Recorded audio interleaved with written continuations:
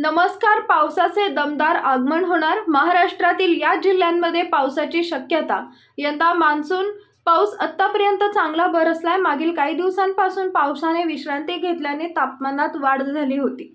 यातच शेतकरी खरीपातील काही पिके काढण्यात व्यस्त आहे. मात्र यातच आता हवामान खात्यानं पावसाचा अंदाज वर्तवलाय.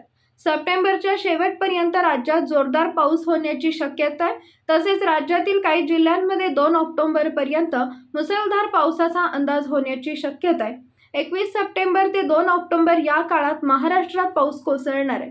विदर्भ, उत्तर महाराष्ट्र, मराठवाड्यातील बहुतांश भागात पावसाची शक्यता आहे.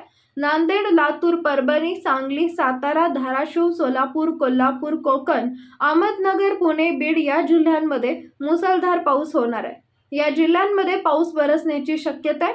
देशातील बहुतांश भागात पावसाची संततधार सुरू आहे. हा पाऊस आणखी काही दिवस कायम राहणार असल्याचं हवामान खात्यानं सांगितलंय. हवामान तज्ज्ञांच्या मते 2 ते 4 दिवस दिल्लीसह अनेक राज्यांमध्ये पाऊस बरसत राहील. IMDनं आज दिल्ली, हरियाणा, हिमाचल प्रदेश, उत्तराखंड, राजस्थान आणि मध्य प्रदेशच्या काही भागात ढगाळ पावसाचा अंदाज जारी केलाय. नवीन अपडेट मिळवण्यासाठी आत्ता लगेच आपल्या दिशा नैसर्गिक शेती या YouTube चॅनलला सबस्क्राईब करा. धन्यवाद.